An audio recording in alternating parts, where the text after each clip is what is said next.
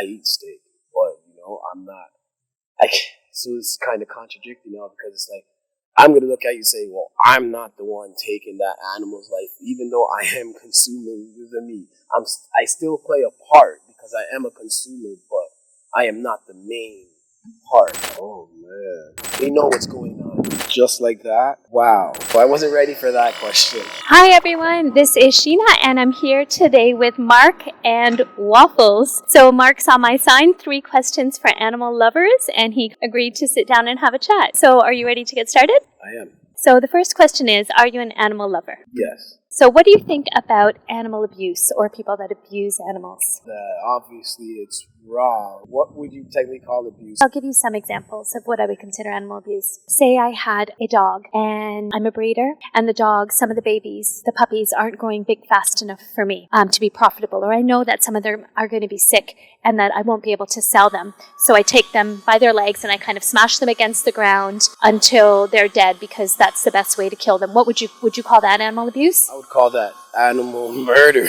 Not abuse. That's murdering. That's killing. Yeah. That deserves consequences. Another example would be, say I had a cow and I wanted to drink that cow's milk, and the baby keeps drinking the milk. So I take the baby away from their mother and I put a bolt gun to their head and I kill that baby so the baby doesn't drink the milk. Would you consider that to be animal abuse? Oh, yes. That's separating parent and child from a natural order of things. Because for that cow to grow, if you eat meat, for that cow to grow, it would need the milk and then to graze for the grass. So you just took away its whole life. For what reason? Absolutely. Okay, so that brings me to my third question. Are there any industries that you pay for animals to be abused? And by that I mean, do you consume meat, dairy, and eggs? So I don't consume dairy and eggs. I'm not going to lie. I try to keep it on the green side, but once in a while I'd have a steak. I can't lie. I love steak. I eat steak, but, I'm not. So it's kind of contradicting now because it's like, I'm going to look at you and say, well, I'm not the one taking that animal's life, even though I am consuming the meat. I still play a part because I am a consumer, but I am not the main part. I was not ever the first consumer to say, yeah, this and that, right? For your third question, yeah, I do.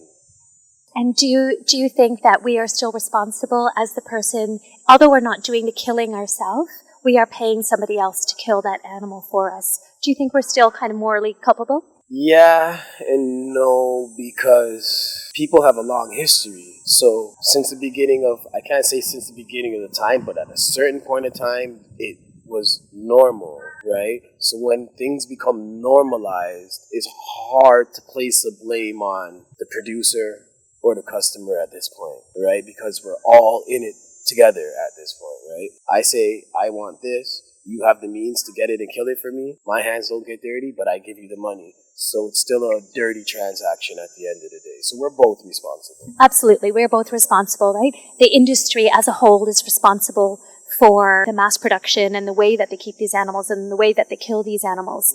But it's a supply and demand industry. We as consumers, do you think they're still going to stock the shelves with these products? So do you think we have a lot more power than we might think? We do and we don't at the same time, because we get older, we realize things, and we want to change our diet. But then I look at my son, who's now been eating steak and eating all these other certain things. I can't tell him, well, Dad's going to stop eating this and this and this, and then I just cut you off cold turkey after 13 years, right?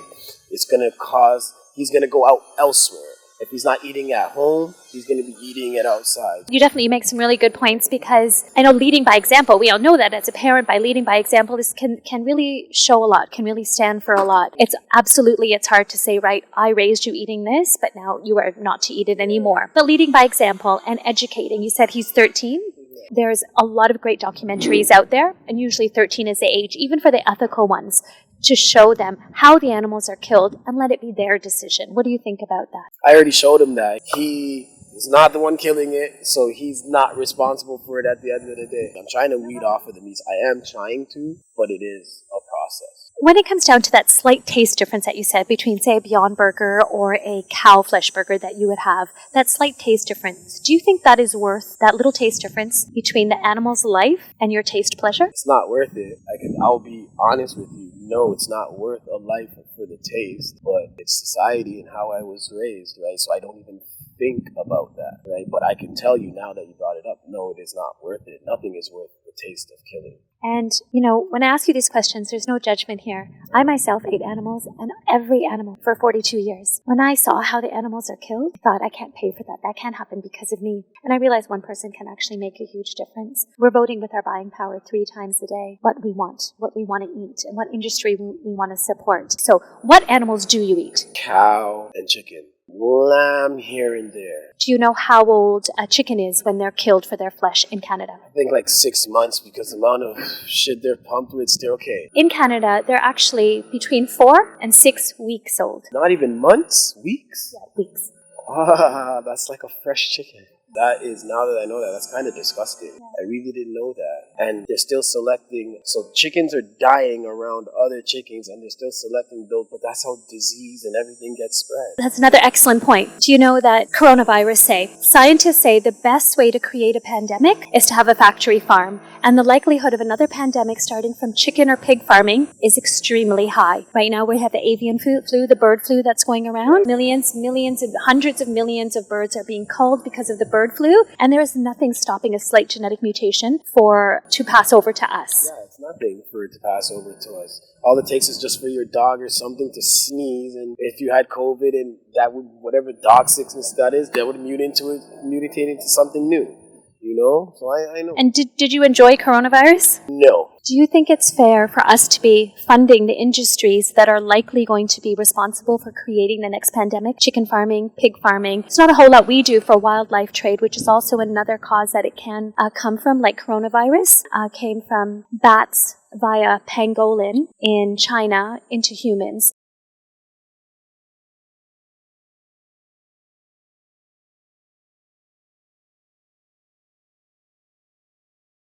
But the chances of it also coming from chicken and pig farming is quite high. So a lot of times when we're looking at, we're complaining about the situation that we're in, but yet we're still consuming these products where it could come from, makes us responsible. We complain about it because we can. It's not going to change anything. And look at reality as now. Look at everything that's going on in the world. We can talk, but nobody's going to do anything unless you have money and you're in a position of power. That's when you can change. But then if you change, you're going to lose some of your power and your money. So out of sight, out of mind.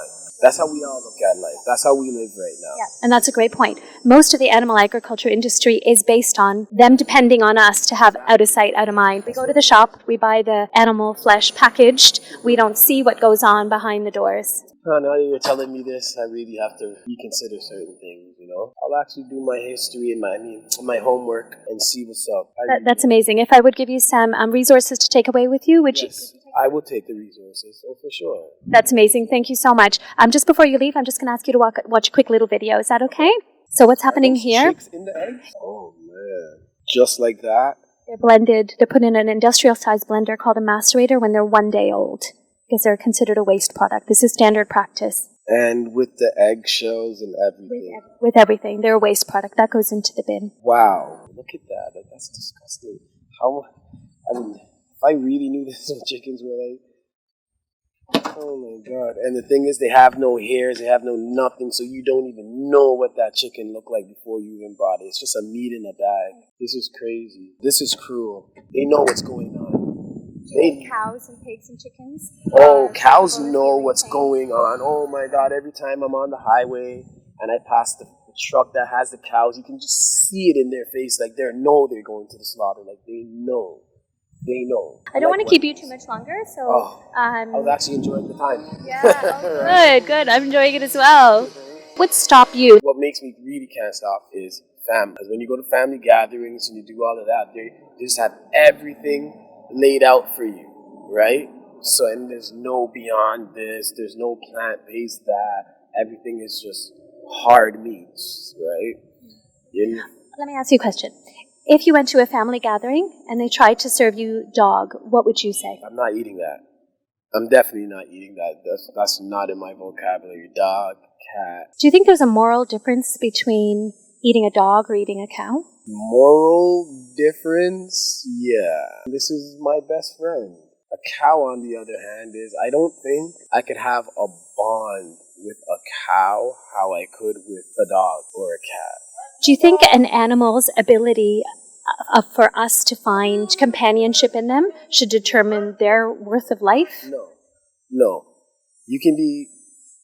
Every animal can be domesticated to some degree. So do you think an animal's ability to be domesticated then should determine their worth of life? No. Morally, no. But visually, yeah. It's just... I think where I'm trying to get to is like, we're conditioned to think of cats and dogs as pets and more worthy of life than the chickens and the pigs and the cows. But to that animal, do you think their desire to live is just as much, and to live free from pain is just as much as your dog's desire to live free from pain? Even more. I think it's even how more. so? Because those animals are caged up and they understand the situation. That's the thing. People think they're stupid. They're not stupid. They understand the situation they're in. So I think it's even more... It's so hard to explain when you say this. Oh, I wasn't ready for that question. What else? I don't know what else to say about that one. The reason that I like to have these conversations is because people asked me questions that I wasn't quite able to answer. It was questioning my own kind of hypocrisy, or they call it cognitive dissonance, where your actions aren't in line with your values. But that's life. That's life. Life isn't fair. Nothing's ever going to be 100%. No, but it's about what you're contributing to, right? There's a lot of things we can't change. Even though I work, I pay taxes, and they say my tax money goes to this, and it can still, regardless, still be going to farmers to do... It is going to farmers. Yeah, it is going to slaughterhouses. I don't eat the meat. I am still complacent in that because I work, and my taxes are being taken out. So I could say I don't do this, I don't do this, I don't do this, but behind my back, the government is doing it for me. Yeah. So I'm involved regardless. So yeah, and it's hard work going up against the industries or the fossil fuel industry or the animal agricultural industry, but it's something that we do pay for. So we can't take it from the stance that we're not going to support it with our money.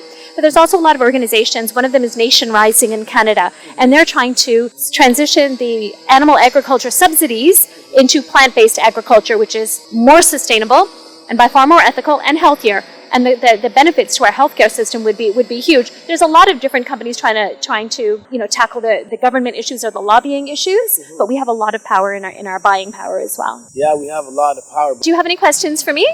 What really made you stop eating meat? Actually, it was the environment. I watched a film called Cowspiracy, and it talks about the impact of animal agriculture on the environment, that animal farming is the biggest cause of Amazon deforestation, habitat destruction, species extinction, water pollution. Just the list went on, and I couldn't believe it after having my child. I thought, this is what we're doing to the planet so we can eat some meat and cheese. And then I read a book called Diet for a Hot Planet, and then I watched another documentary called What the Health, which talks about what animal products do to your body, and that how we don't need animal products to be healthy. And then the last one, I watched a film called Dominion. That's all on the resources that I'll give you. Dominion shows you, standard practice, how each of the animals are killed. That was a clip of it that you saw. The whole process took about 3 months, and then after I saw Dominion, that was it. Yeah, but originally it was the environment. That's what it was, eh? So I get you, man. Seeing was believing for you then,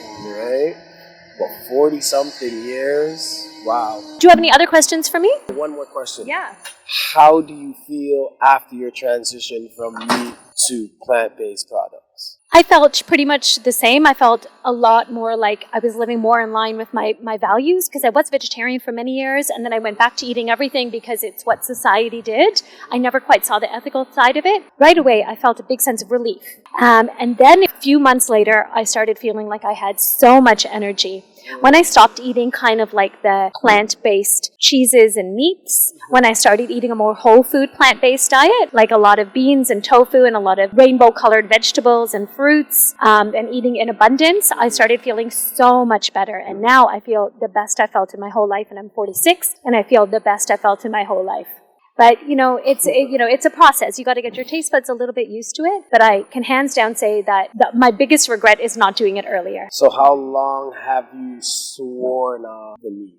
It has been 3.5 years. Whoa, that's pretty good. That's pretty good. Thank you so much for... this was awesome. This was honestly awesome. You're amazing. You are too.